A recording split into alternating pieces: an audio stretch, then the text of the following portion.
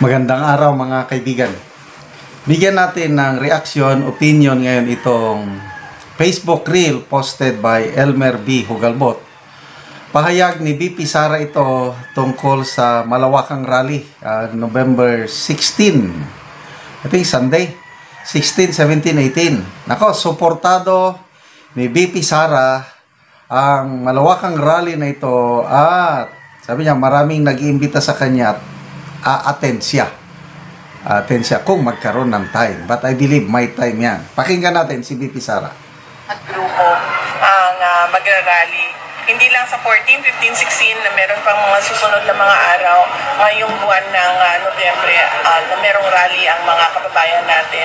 At suportado ko lahat ng galaw nila dahil malaki ang respeto na ibinibigay ko sa kalayaan ng mga tao na magsabi kung ano yung iniisip nila at nararamdaman nila. It's a constitutionally protected rights of every Filipino to freedom of speech and expression. Hindi naman yung INC mismo ang nag-imbita sa akin, no? Madami sa mga kaibigan ko, kakilala ko ang pupunta at makikilahok doon sa malawakan rally at sinasabihan nila ako na pwede akong sumama at sinasabi ko rin sa kanila na pag magkaroon ng time, sasama ako. Pero sinusuportahan ko yung panawagan nila. In fact, kung maalala ninyo, as early as January 2024, nananawagan na ang maisog doon sa Davao City ng transparency, accountability, and peace and security. At ito din yung panawagan ng mas maraming kababayan na natin ngayon, hindi lang ng mga tiga Davao. Basta alam ko, mga iba't ibang...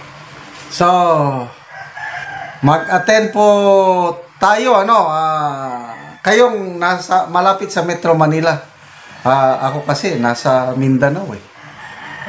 I don't know kung may similar rallies sa cities in Mindanao. Gusto kong mag-attend, gusto kong ipakita yung pakikiisa.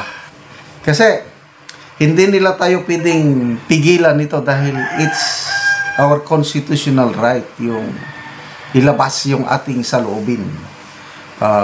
Basta sa mapayapang paraan lang. Huwag yung ginawa last time, yung September 21 na may mga nasaktang pulis. That's no for me. No to violence. So, Iglesia ni Cristo, sigurado yan. Pinakamababa, estimate ko 2 million attendees. Meron yan. Kaya, sa ngayon pa lang, nakikita ko, kabado na ang mga powers that be. Okay. Biglang, kahapon, i-relate natin itong malawakang rally at saka itong biglaang press conference ng Pangulong Marcos kahapon na sinasabi niya na hahabulin namin kayo, mga magnanakaw, tapos ng maliligayang araw nyo. Ito, opinion ko lang ito. Taranta, kabado sila sa mga ganitong rally. Kasi nga, sa sunod-sunod na rally, lalong nasisira ang imahe ng administrasyong ito, hindi lang dito sa Pilipinas, mas lalo na sa international community. Kaya gusto nilang i-appease ang taong bayan. Gusto nilang pakalmahin na we are doing what we can. Ito ang ginagawa namin. Dinitalye ng Pangulo yung mga accomplishment nila. Yung meron na silang nire-recover na ninakaw na pera, 6 point something billion pesos, kunuhay. Sabi ko naman, ang liit niya, trilyonis ang mga budget insertion for 3 years. Tapos 6.5 million lang. So, malala ko, bago mag-September 21 rally, nagsalita ang Pangulo. Ibabalik na namin ang 60 billion pesos pera ng PhilHealth. Biglaan na announcement. Hindi, wala pa ngang desisyon ng Supreme Court. Tapos mamaya nag-announce. Ibabalik namin. A few days bago mag-September 21. So anong tingin ko? I don't know sa inyo. Tingin ko noon is, again, pakitang gilas na they are doing something.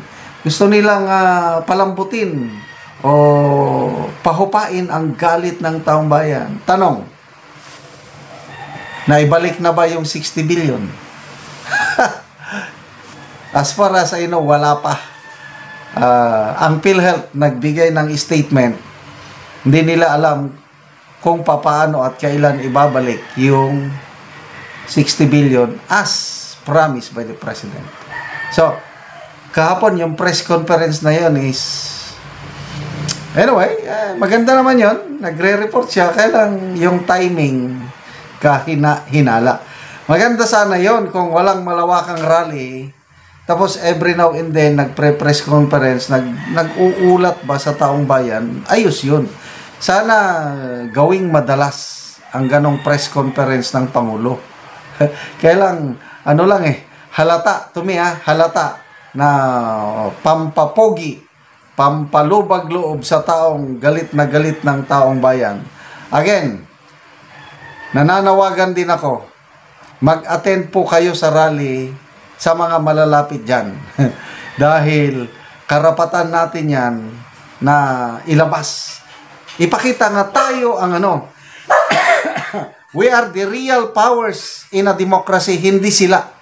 Dahil sila, iniluklok lang ng taong bayan. Ang tunay na kapangyarihan nasa atin, magkaisa lang tayo, again, in a peaceful manner. No to violence. So, salamat sa mga organizers, sa Iglesia ni Cristo. Alam ko, napakatahimik na grupo ang Iglesia ni Cristo, kailang hindi na nila makayanan ang nangyayari. Kaya, yun, they're exercising their rights. Sana, yung KOJC, may mga nabasa akong post ang mga KOJC members sasama din daw. Ang mga GIL members sasama din daw.